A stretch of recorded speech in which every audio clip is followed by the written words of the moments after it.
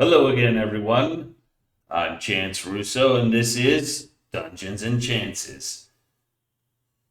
This episode is going to be the first in a series that I'm going to begin making this week, giving a review on the different adventures campaigns that I've run on Start Playing Games that are official published adventures. Now that I have ran Tomb of Annihilation, which we'll be looking at in this video, I have run Dragonlance 3 times, soon to be 3 times complete, and I have run Descent into Avernus. I'm also running Dungeons of Dragonheim, but none of those are close to being finished, so I cannot say too much about that. But I can do review on 3 different campaigns that are published adventures from WotC that I have completed while being on Start Playing Games. So, without further ado, we'll jump into this one, which is all about Tomb of Annihilation. So, Tomb of Annihilation was done on, as you can see here, my favorite VTT, which is called Shard. Shard Tabletop. If you're not familiar with Shard Tabletop, you should be. You need to be, because it is an absolute best friend of a game master when running a campaign, especially a campaign like this. However, Tomb of Annihilation and all of the WotC official adventures are not available in the marketplace on Shard. But this is where I can kind of use this video to show you the strength of what you can do with Shard, which includes being able to port in any adventure, including creating your own homebrew. But you can port in any adventure into Shard. It's not that difficult a process. However, if you want to do it right, which is what I took the time to do, it does take time. I can't lie about that. I don't know exactly how many hours I spent, but there were some lonely weekends where I was traveling and in a hotel that I said, I'm going to grab me something to drink and I'm going to put on some music and I am going to begin spending an entire Saturday and Sunday porting in Tomb of Annihilation. So one of the things that I do first is I take all the maps. Now you can copy the maps off of D&D Beyond, but I went one step further, which I'm going to leave a link in notes about what I actually did, which is went to Mike Schlee's website and purchased the high-res version of all of the maps, including the Dungeon Master map and the player's map. Now, I didn't have to do that, but I wanted to have the files, and I felt better about porting the maps instead of copy and pasting from D&D Beyond, which would still have a high quality. I felt it was best to, hey, the guy who made these maps does offer them for sale on his website. I don't remember the price, but let's say I paid, I don't know, $10 or $12 or whatever it was, $15. I don't remember what it was.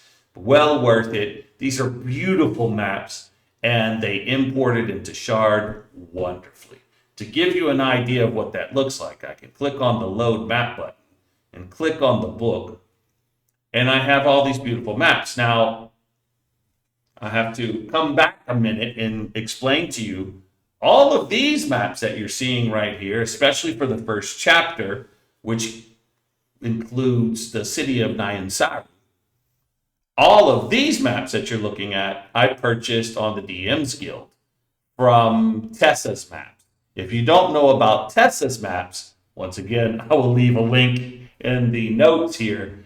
My goodness, there are a number of campaigns now that I have run where I have purchased Tessa's maps. And I don't remember, once again, it might have been $10. And she will, I believe it's a she, will give maps for every single random encounter that is in the adventure. So if you want to have a map for that random encounter, Tessa has it. I imported all of these maps, including the ones from Mike Schley and the ones from Tessa, into Shard and this book that I created on Shard. And you can see every area, Royal Docks, the statue, the Harbor Master office, a lighthouse. If it was keyed for the city on the map of the city, Tessa made a map for it. So you can see all of these beautiful maps that were made for all of the locations in Chult.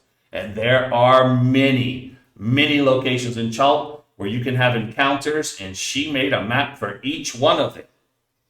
And then, of course, we have all of the maps that came with Mike Schley, which is when you get into the map of Chult, the map of Port Nyansaru, and then they have some maps for different places that do have encounters for you in Chult.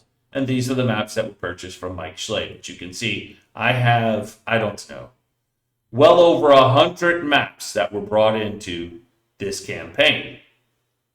So, what can I tell you about the story? Well, this is a Game Master's version of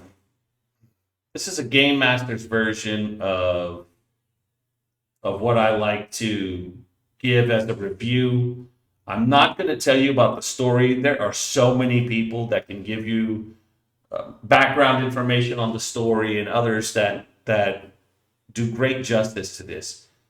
Once again, in the notes below, I will add Sly Flourish. Sly Flourish ran this adventure and had some pointers or advice for how to start it that I learned about after I already started this adventure.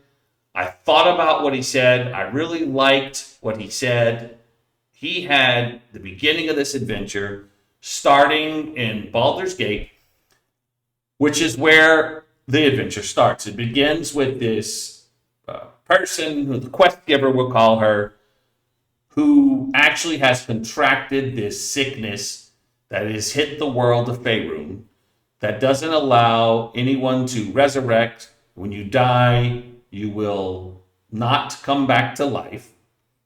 It's called some type of death plague that anyone who had ever been resurrected begins to pass away. They lose basically 1 hit point max level per day while this disease has taken place in the world. So once again, I said, I'm not going to get into the story and stuff, and I am. But the reason is because in the beginning, it has everyone with this Sylvain character getting the quest to go to Chult, find out about this plague, we'll call it, and ending it.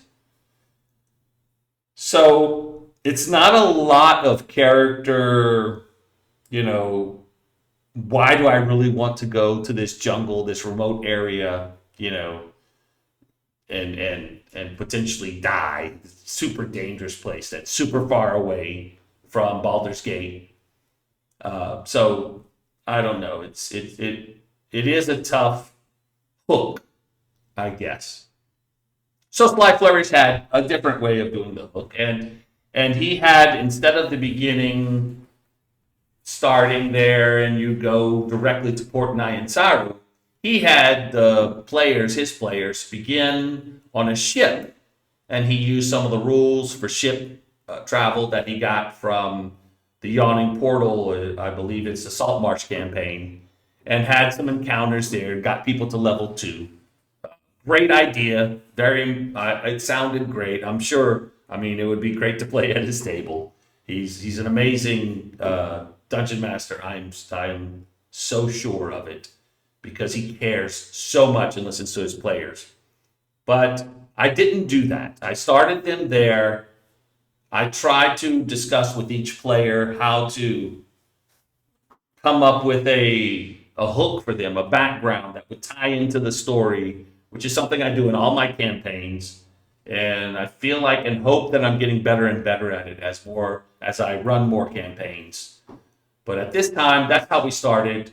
And once they got to know some people in Port Nyansaru and some things happened there, I actually invented a couple of NPCs that weren't really part of the story, but I thought it would help to bring everyone together. I actually created quite a few NPCs that didn't exist in the book in Portnai and Saru that were tied to people's backgrounds.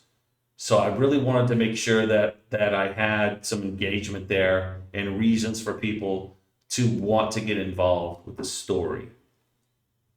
So what do I want to show you and what are my thoughts on the complete story? Well, the first thing is as soon as they get their first, I guess, quest that leaves Portnai and Saru that you can see here on this map, they begin exploring Chult. Now, this is the Dungeon Master's map that shows all the locations. And what I did is used like a fog of war. And as they would travel hex to hex, somewhere on here, I believe, I created a token. I don't know where that token is. It looks like it's disappeared, but I had created a token that was just the letter P. And I would put it on the hex that they were in. And that's how we began hex crawling across this amazing territory. If I could do it all over again, I would use a different map, which is, the map that comes with Chult to do for the players was this one that has everything covered. As you can see, this is a map that's like the player's version, and you go filling it in with the things as they discover. Like this is all they know. So I could have used this map and then created pins. Let's say this is this location, and I could save it there. And then, I could also change the size of it, but we can move that. The players can see this location. That's a location they went to. Let's make that a little bit bigger just so you get kind of an idea of what you can do in Shard. Shard's amazing. Now, this location. So once they go to that location, they would say, okay, we know what that place is. And I could have filled out this map with the places that they actually went to, and they could see where they have gone by creating pins. I did not do that. This was about a year ago when we began Tomb of Annihilation, so I still had some learning to do on the best ways to run things. And, that's probably going to continue to change as I continue to run in Shard and D&D Beyond, Roll20, any of these VTTs, looking to make the experience as best as I can for the players, right? So we began that hex crawl. Now, if you read the book, and as you can see, I have imported the entire book. So chapter 2 is the land of Chult. And in this chapter, and I will scroll through it to give you an idea, another great thing that happens is when I use Shard for a campaign, if I want to show my players the artwork, which I always do, I feel like there are artists who just make unbelievable art in these books. And so, irregardless of any of these scenes coming up in play, if there's artwork in the book, I want all of my players to appreciate and be able to see this artwork. So in Shard, it's really simple. I click it, I say handout. They all pops up on their screen and it goes into the chat, and they can look at this artwork themselves anytime they want. They can even add it to their journal and save it just to look at the artwork. I mean, this is amazing artwork. Throughout the book, there's amazing artwork. I place all of the artwork in the book so that I can share it with my players, whether or not it will mean anything to the story. So as you can go through, there's all these rules about how to travel through, and there's the complete Dungeon Master's map. It talks about all the different things. Well, I edit the book and show the maps from Tessa, adding those into all of the different places that you can go. There are a number of places that you can visit. I don't know, and I didn't count how many for this video, but I would say it's probably at least 40 locations in Chult that can be visited by the party. It just goes on and on. The most important places I felt are the ones that Mike Schley made a map for.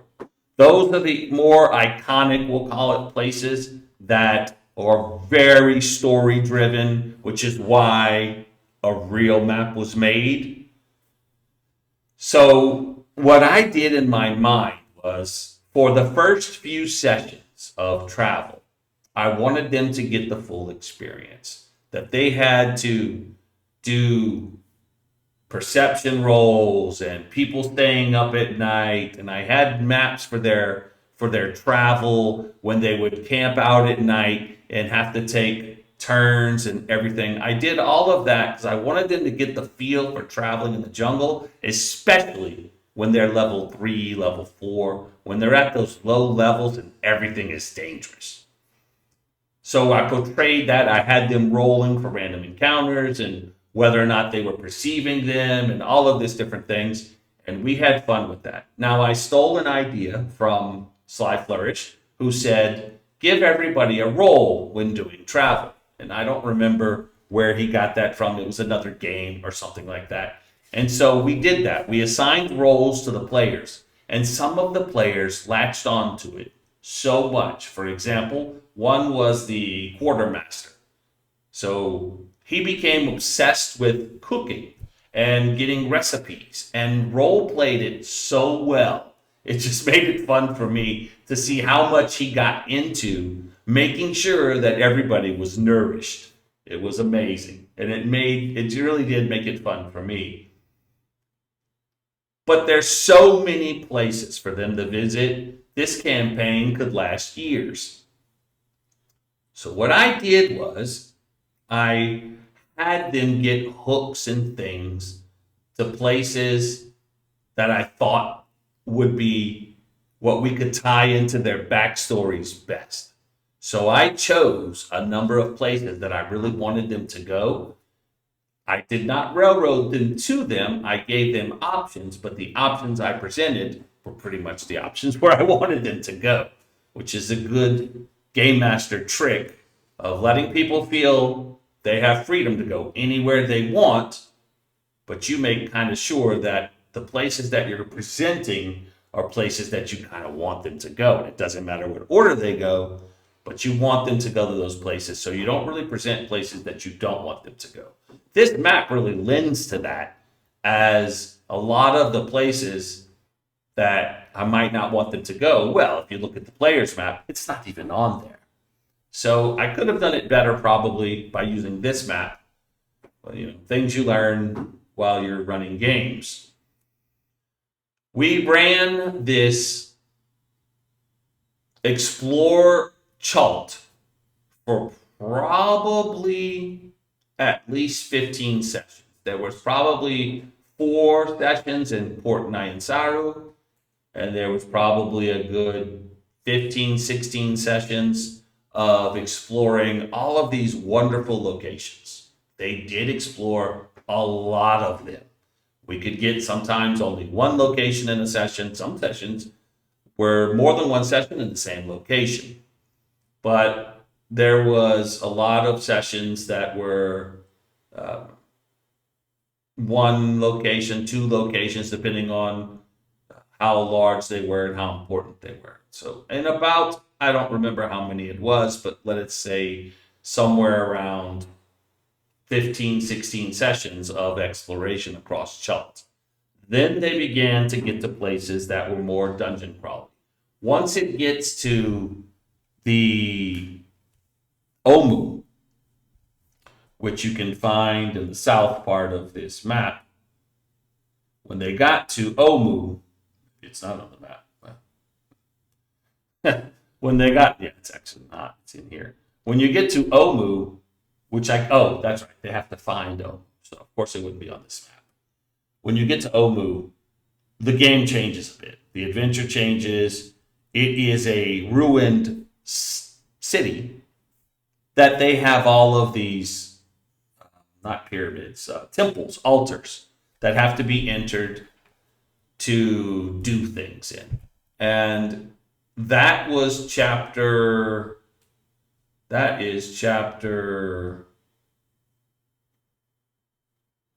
3 of the books. That's when they go to Omu. Yeah, this guy was awesome. I actually tied him to one of the characters, and it was his father. That was fun because he had a wild magic thing. He was an Aarakocra, but he had this chaos thing that happened to him, this wild thing. And this T-Rex has feathers like an Aarakocra, and so and he's also someone that had gotten misshapen or chaos driven, and I made it his father that he found. While in Omu, that was fun. Omu is fun. You have this thing with the 9 trickster gods, and it was kind of a lot of puzzles that made it interesting. You don't see in too many games a lot of puzzles. This had some, what I would call, kind of fun puzzles, but there's 9 of them. It does last quite a few sessions. We spent at least 4 to 5 sessions easily in this area. I think it was okay. It felt kind of okay. If it could have been 1 session left, it would have been better, in my opinion. It goes a bit far, but it's different, and it is kind of interesting. Well, not kind of. It was interesting. But then we go to chapter 4, where you begin kind of a dungeon crawl. So we go into this Yuan Ti temple and meet with some important people. And while in the Yuan Ti temple, as I will show you on this map, it is a decent sized little dungeon crawl. That lasted, I don't remember how many sessions, at least 4 sessions of interaction here in this dungeon crawl. It had some really interesting decisions that the party has to make. There's some really nice combats. And then from there, you go to Acererak's Tomb of the 9 Gods. Now, this tomb is a dungeon crawl. It is the Tomb of Horrors, but in like 5, 6 levels. There's 5 levels, sorry. So it's a 5-level dungeon, Tomb of Horrors. And it has elements almost in each level that are very cool. But it's very cool when you've seen it once. The second one's still very cool. The third one's still very cool. The fourth one's getting only cool. You get my picture. The 5th and the 6th and the 7th, it starts to become too much. This dungeon crawl dragged on a bit. If I could redo this, and I kind of skipped almost an entire level, and it still had to be at least 8, 9 sessions of dungeon crawl, if not 10, of the same dungeon will we ever get out of here, of tricks, of traps, of things tricking the players, and it becomes a bit much, in my opinion. You don't have to keep doing the same thing. Once you keep doing the same thing too many times, it loses its novelty, right? I think if you took this dungeon and you made it one level that was pretty big, like this, if it had that many rooms, and it had some of those elements all strewn without this one map, to be able to open up to get to where Acererak is, and let's say it's something that lasts like 5 sessions, and then boom, a monster session to go to get ready for Acererak, and then the boss fight. That would have been perfect.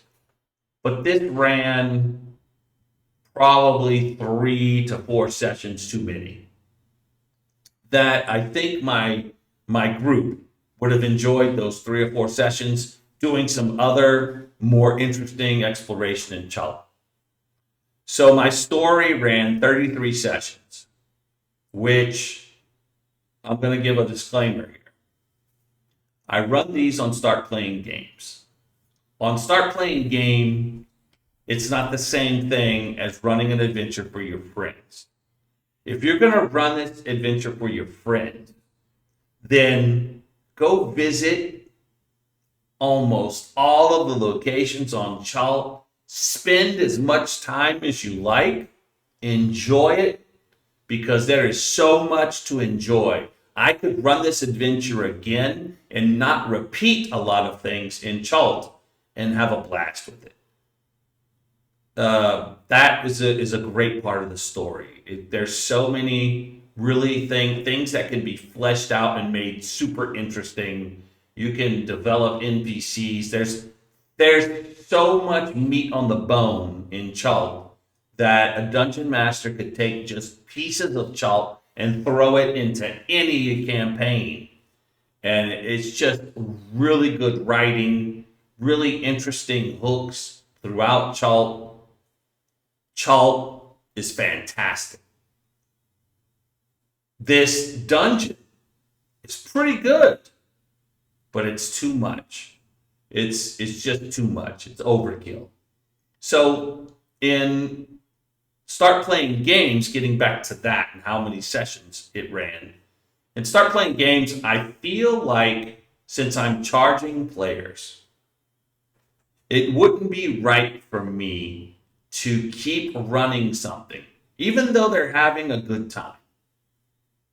It wouldn't be right for me to drag it out to get them to pay more or something. I don't know. I feel like I need to let them get a full adventure, but in 25 sessions max, pretty much. Because if I go past that, I almost feel like I'm the Uber driver that took the wrong route so that you have to pay more. I don't know. It's just me, maybe. I've never asked my players how they feel about something like that. It would be, I don't know if I want to ask them. But this is just me being honest. I don't want adventures to drag out. Also because people have life things happen and maybe they need to, they're hanging on because we're getting close to the finish. And I just don't want to keep them on the hook for so long. I feel like they finish the story, they get to experience 80% of everything, because you'll never experience 100% of any book. You experience a very good portion of it. You get the full range of exploration and combat, role play. You get all the pillars within 25 sessions. That's pretty good story, and that's usually around what my campaigns that are from these written books last. These are 3-hour sessions. I do not do 4-hour sessions. They're 3-hour sessions with 10 minutes of chit chat and a 5-minute break, basically. So you get a very full session without going overboard. And in about 25 sessions, you should be able to finish most of these stories. This one ran 33. I think that my players were a little fatigued by session 28, 29, but we stuck together and we made it to the end. So, after having said all of that, what do I think about this adventure? And I could say some other stuff about other components of how I run adventures, which include Sirenscape, but I'll get back to that in a minute. So, the adventure, the story. I think the story's great. I think the story is something that any of us as game masters can take, make it our own, tell it as per the book. It's pretty good as per the book. Make minor adjustments based on the party makeup and just what they're looking for in their backstories, what they're looking to achieve as characters with their character arcs. And it is easy to adapt almost any background into this campaign. This campaign has tons of story, and it's just super easy to take any of that and make it your own. I made a few changes at the end. I had them do some combats that weren't necessarily in the book. I bumped up Ra's NC's stat block based upon something I found online. I thought he would make a better fight if he was tougher, but at the end of the day, he was not taken on by the party. So that's interesting as well. The choices that the party makes, of course, always makes it interesting as an observer, because sometimes as a game master, we're just an observer of the players and seeing how they want to interact with the things that you present them. So, what do I think about the story in general? Did I enjoy it? Yes, 100%. Now, part of that is my group. The group that I ran through this was a cohesive, friendly, really passionate, really engaged group that was fun. I mean, great group. They did it all. They were good at exploration. They're good at role play. They like tactical, strategic combat. I mean, I couldn't ask for a better group. I want to say that it was, of the adventures that I have run from start to finish, it was my favorite. Now, Dungeons and Dragonheim is going to surpass them. I've run about 20 sessions in 2 different groups. So I've gotten as far as like session 13 this weekend with Dungeons and Dragonheim. And I can already say, oh my God, it's the best adventure I've run so far. But finished, completed, Tomb of Annihilation is my favorite. Now, I haven't completed but 3. So take that as you may. I've read through many of them. I've played parts of many of them, or ran parts of many of them. But I have never actually run more than 3 of these WotC adventures, completely from start to finish. So my favorite of the 3 has been Tomb of Annihilation. Is it perfect? No. With some changes, understanding that your players and what they want, and probably shortening the dungeon a bit can make it for a better experience. I definitely wanted them to have a final combat with a Sararak. I feel like some of the WotC written adventures, when characters get to above level 10, they don't really understand, I feel, how powerful those characters are. And if you've got a 5 stack or a 6 stack, they can just wreck almost anything that we can put that's in the book. They are very powerful. So keep in mind, you want to challenge them. You want them to feel like they have to accomplish something. You need to watch how many players you have when they start getting to those high levels, and I guess planning accordingly.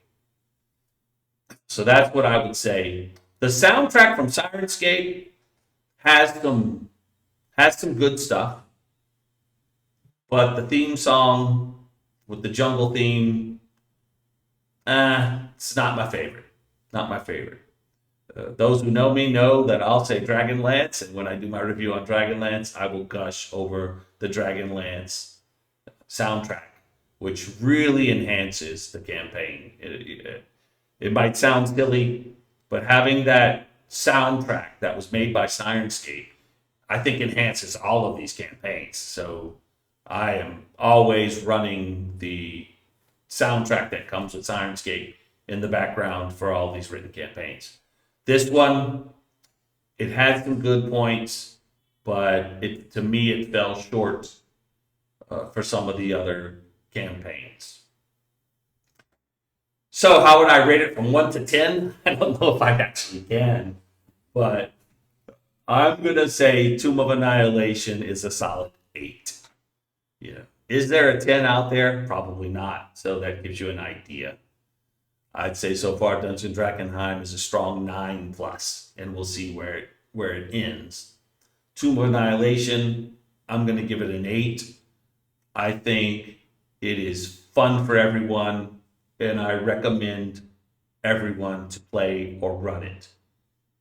And if you do, get Tessa's maps. Whether you play it on D&D Beyond or Roll20, and Roll20, if you buy Tessa's maps, it comes in. You'll have to do fix the lighting and everything, but a lot of it's for encounters, random encounters and things, so you don't really have the lighting to worry about. That's what I have to say about Tomb of Annihilation. I enjoyed it. I give it an 8 out of 10, and I think that I would advise or recommend it to any game master and or player to have a good time with this adventure. Make sure that you involve the character some way so that they feel like they have to do these things and they have to continue on. But there is so much in here, so many NPCs, so many locations. It's easy for us to find what someone wants in their character and find a way to tie it into some NPCs or locations that are in Chult. Thank you for watching this. I hope it didn't go too long. This is very unscripted. This is not your typical review. If you're looking for a regular review, this probably sucks. But there's other people who do it so much better. This is how I ran it, what I think, and I'm Chance Russo. This is Dungeons and Chances, and that's how we do it here. Thank you, everyone. Have a wonderful night. Peace out.